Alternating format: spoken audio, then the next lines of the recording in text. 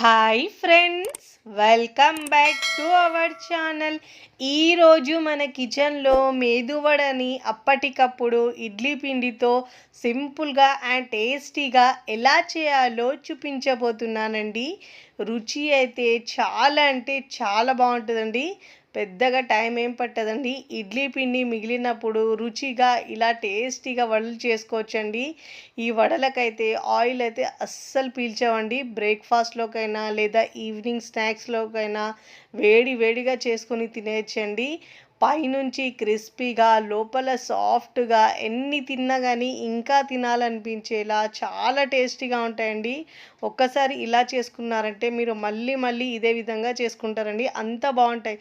మరి లేట్ చేయకుండా simple and టేస్టీగా ఉండే ఈ మేదువడను తయారు చేసే విధానాన్ని చూద్దాం. ముందుగా ఇక్కడ నేను ఒక మిక్సీ జార్ తీసుకున్నానండి. దీంట్లో 1/4 కప్పు అటుకులు తీసుకున్నానండి. మీరు అటుకుల ప్లేస్లో బొంబాయి రవ్వ లేదంటే బియ్య పిండి అయినా తీసుకోవచ్చు. ఇలా మెత్తగా గ్రైండ్ చేసుకోవాలండి. ఇప్పుడు పక్కకు పెట్టుకోవాలి. ఇక్కడ ఒక మిక్సింగ్ బౌల్ తీసుకొని దీంట్లో నేను ఇక్కడ 1 cup idli batter, 1 cup dosa batter తీసుకుంటున్నానండి. నాకు ఇక్కడ కాస్త దోశ బ్యాటర్ కాస్త పలచగైందండి.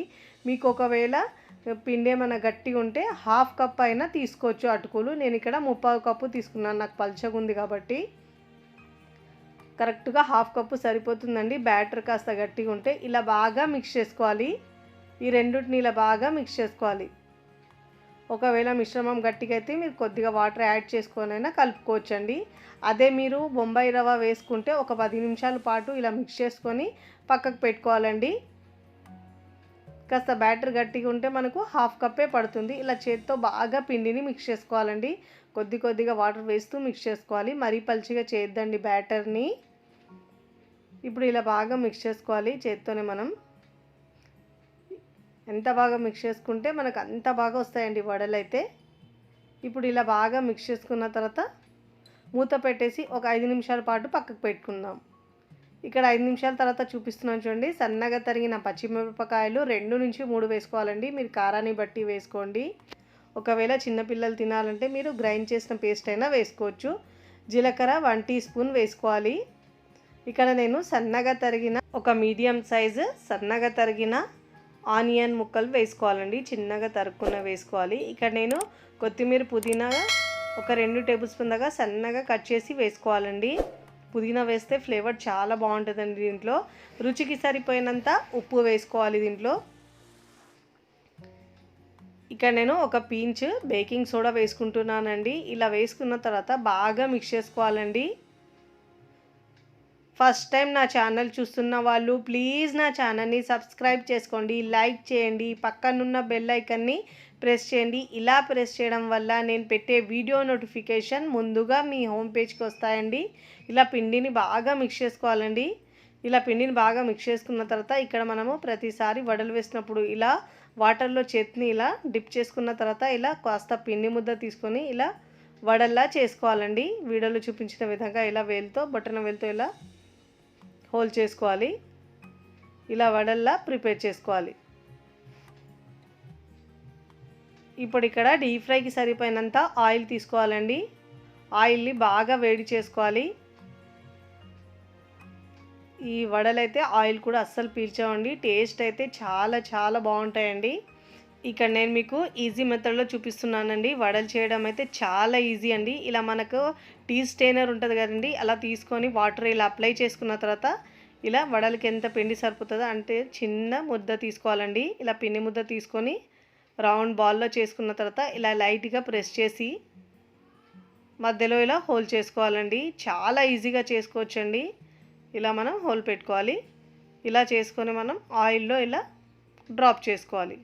చాలా సింపుల్ అండి. ఇలా చేసుకుంటే ఫస్ట్ టైం చేసిన వాళ్ళు కూడా చాలా పర్ఫెక్ట్గా వస్తాయి వడలు అయితే.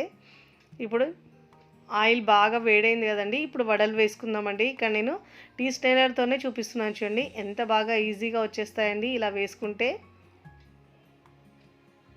ఇలా ఈజీగా చేసుకోవచ్చు. చాలా సింపుల్గా చేసుకోవచ్చండి. అప్పటికప్పుడు ఇలా మనం ఇడ్లీ పిండి మిగిలినప్పుడు ఇలా ఈజీగా చేసుకోవచ్చు. పిల్లలు స్కూల్ నుంచి రాగానే లేదంటే బ్రేక్ఫాస్ట్లో ఇలా మనం ఒకరోజు ఇడ్లీలు చేసిన తర్వాత నెక్స్ట్ రోజు ఇలా వడలు చేసుకుంటే కూడా చాలా బాగుంటాయండి. ఇక్కడ నేను చేత్తో కూడా చేసి చూపిస్తున్నాను చూడండి. ఇలా వేసుకున్న తర్వాత అన్ని ఆయిల్లో డ్రాప్ చేసుకోవాలండి. మంచి గోల్డెన్ కలర్ వచ్చే వరకు ఫ్రై చేసుకోవాలి. ఒకవైపు ఫ్రై అయిన తర్వాత మరోవైపుకి టర్న్ చేసుకోవాలండి. మంచి గోల్డెన్ కలర్ వచ్చే వరకు ఫ్రై చేసుకోవాలి. మంటను మీడియంలో ఉంచి మాత్రమే ఫ్రై చేసుకోవాలండి. అదే మీరు హై ఫ్లేమ్లో ఉంచితే పైన కలర్ వచ్చేస్తుంది, లోపల పచ్చిగా అలానే ఉంటుందండి. మంచి గోల్డెన్ కలర్ వచ్చే వరకు ఫ్రై చేసుకొని టర్న్ చేసుకోవాలండి. రెండు వైపులో చక్కగా కలర్ వచ్చే వరకు ఫ్రై చేసుకొని ప్లేట్లోకి తీసుకోవాలి. మంచి గోల్డెన్ కలర్ వచ్చే వరకు ఫ్రై చేసుకోవాలండి. చూడండి, ఇక్కడ వీడియోలో చూపించిన విధంగా ఇలా మంచి కలర్ వచ్చిన తర్వాత ప్లేట్లోకి తీసుకోవాలి. ఇదే విధంగా అన్ని వడలు వేసుకొని 1 బై 1 ఫ్రై చేసుకొని సర్వింగ్ ప్లేట్లోకి సర్వ్ చేసుకోవాలండి. చూస్తేనే ఎప్పుడెప్పుడు తినేయాలనిపించేలా చాలా టేస్టీగా ఉంటాయండి. అప్పటికప్పుడు 5 నిమిషాల్లో ఇలా ఇడ్లీ పిండి మిగిలినప్పుడు మనం చాలా తక్కువ టైంలో చేసుకోవచ్చండి. పిల్లలు స్కూల్ నుంచి రాగానే లేదంటే బ్రేక్ఫాస్ట్లో ఈజీగా చేసుకోవచ్చండి. టేస్ట్ అయితే చాలా అంటే చాలా బాగుంటుందని మీరు కూడా తప్పకుండా ఈ క్రిస్పీ వడల్ని ట్రై చేయండి. ట్రై చేసి ఎలా కుదిరిందో నాకు కామెంట్ ద్వారా తెలియచేయండి. తుంచి చూపిస్తున్నాను చూడండి, పైన క్రిస్పీగా లోపల సాఫ్ట్గా చాలా బాగుంటాయండి. మీకు నచ్చిన చట్నీతో సర్వ్ చేసుకోవచ్చు. చూడండి ఎంత బాగా వచ్చాయి. వీడియో నచ్చితే లైక్ చేయండి, ఫ్రెండ్స్ ఫ్యామిలీకి షేర్ చేయండి. మరికొన్ని టేస్టీ సింపుల్ క్విక్ రెసిపీస్ కోసం టీ కిచెన్ని సబ్స్క్రైబ్ చేయండి. Thanks for watching.